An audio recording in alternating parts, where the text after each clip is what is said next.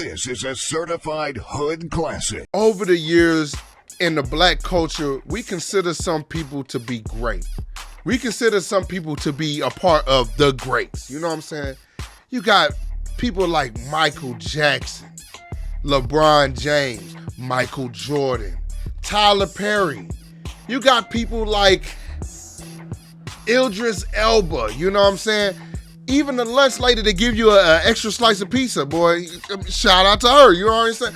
But man, look, man, we haven't talked about some of these new greats, man.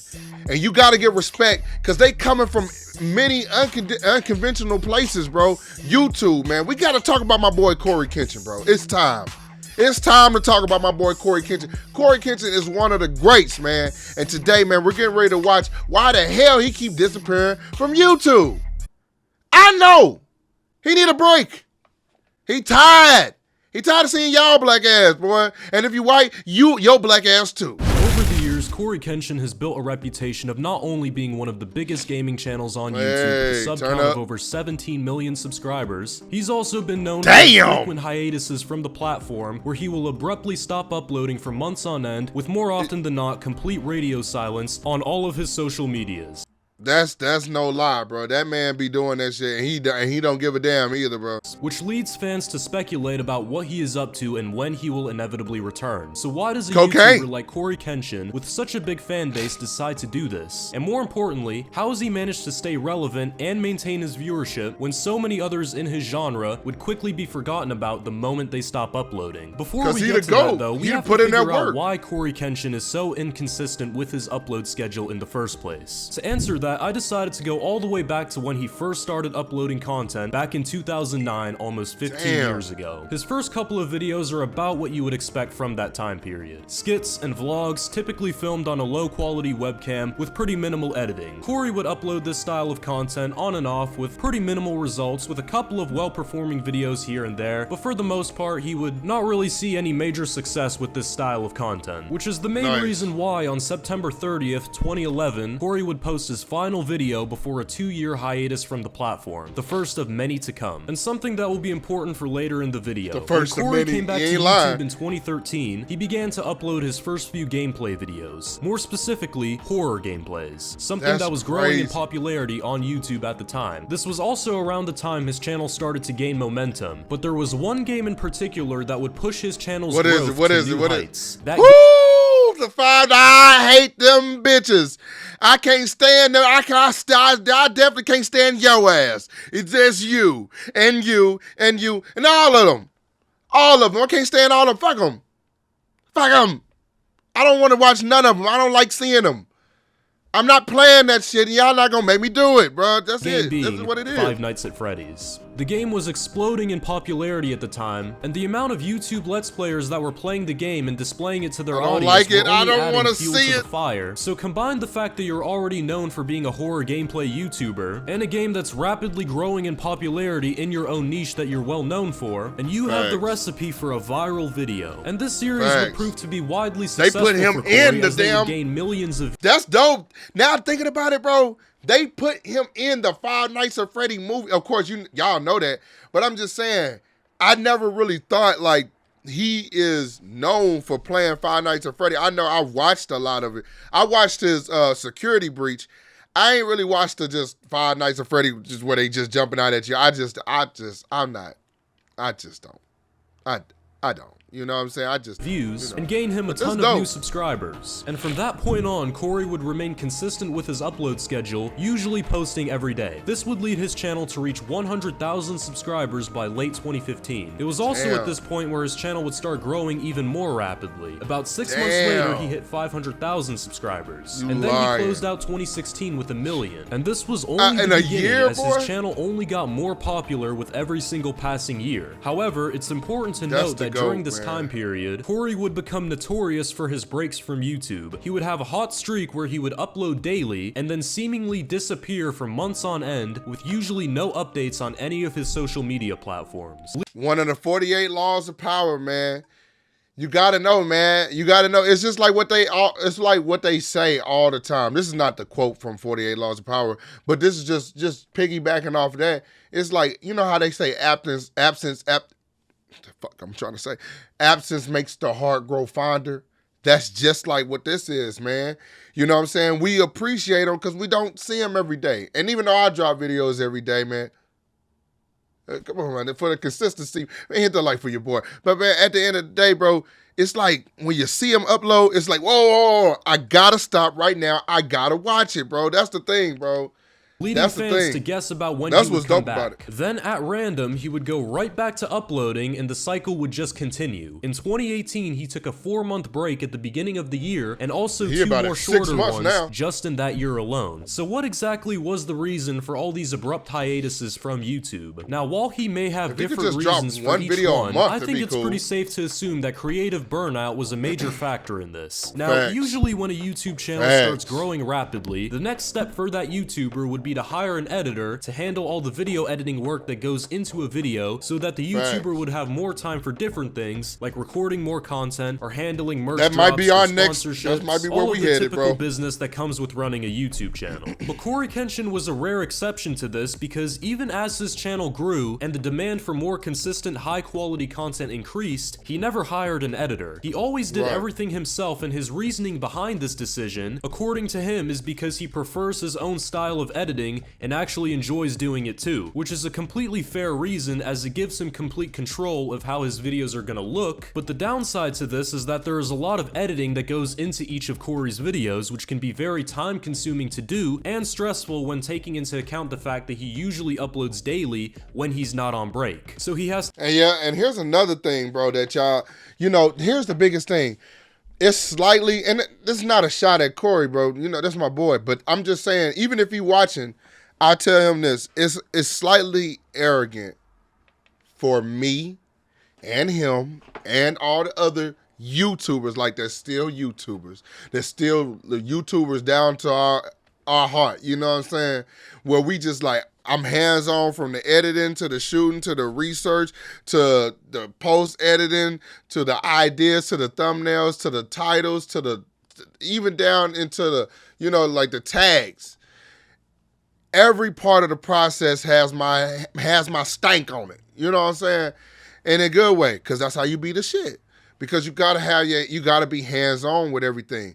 But I know moving forward, it's not egotistical, but it's just naive to believe that out of billions and trillions, more than that, all the people on earth, let's just say that nobody would ever get your style of humor enough to edit your video good, if not better than you would edit it. It's just hard to let control go.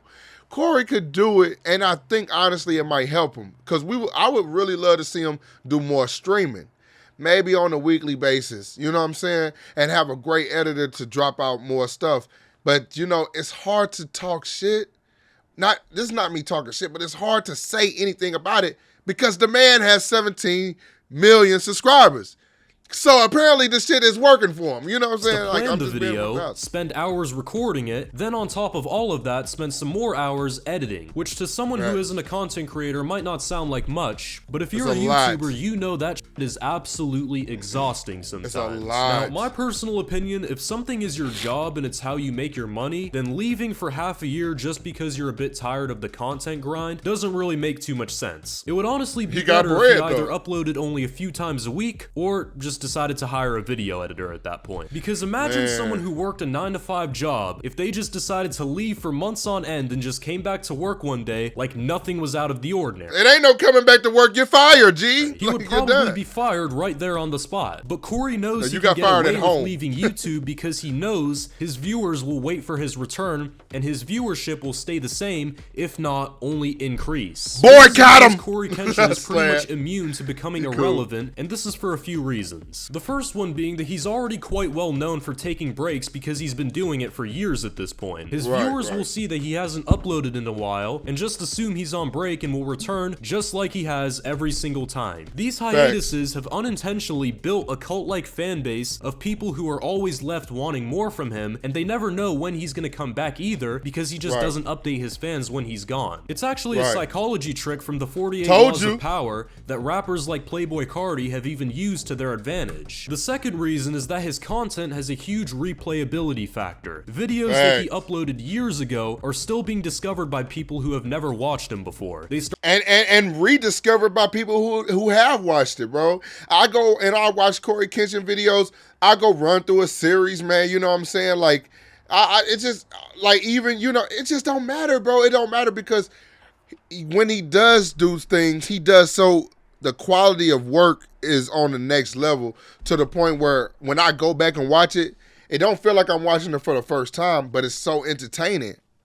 I mean, shit, it's entertaining, bro. They're like, binging period. his content, and they eventually subscribe, and then they wait until he posts a new video, which is actually how he was able to reach 10 million subscribers without posting a single video in that time period. The third reason is that he's honestly just too big to fail at this point. Coryxkenshin's fame has reached a point where he's become somewhat of a household name. I'm not joking, literally almost everyone in my high school knew who Cory was. So just imagine how popular he is for the younger generation, and just how much of an impact he has on them. I mean, he just made a cameo in the new Five Nights at Freddy's movie, so there's definitely no question that he's at least pretty well known. And those are pretty much the reasons why he can't really fall off at this point. At the time of this recording, it's already been over half a year since he last uploaded, yet he could probably upload a video tomorrow and it would probably go on the trending page with millions. And immediately, and that was his last gripe when he was talking about YouTube. That's why I say shout out to my boy. I love YouTube, but shout out to my boy Coryxkenshin for highlighting some things that might not be right with YouTube. Because YouTube is an idea. YouTube is a platform, but a platform is nothing without people. An idea is nothing without people to act and produce that idea, man, to bring it to life, bro. Companies and businesses are nothing without the people in it running it. And so if there's people running it, then there's people with their own ideologies. You know what I'm saying? They got their own ideologies, man, their own way of life, their own way of thinking. And some of the people might not be fair when it comes to people of color. It is what it is. Nobody likes to talk about it, but Cory did.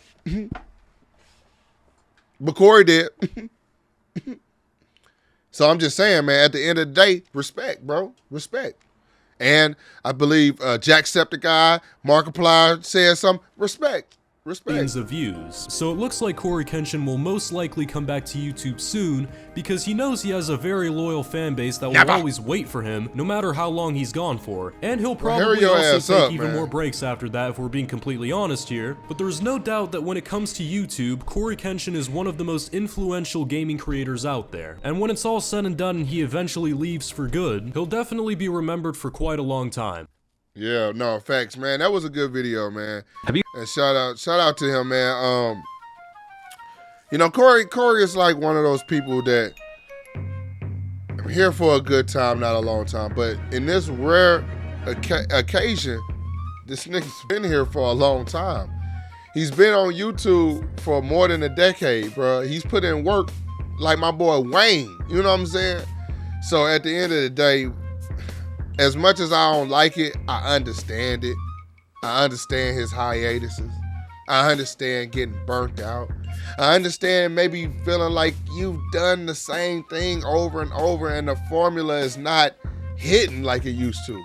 Because to people, the formula is the formula. That's what it is. That's what they love. That's what they fell in love with you and your content for, and it's great. But to the creator, you know, to somebody that has to make this and create this, we gotta feel like we're doing something fun and not something repetitive. You know, this is maybe it's just human nature.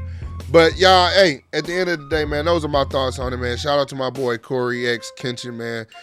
Shout out to him for providing laughs over the years, and you know, cheers to providing more, man.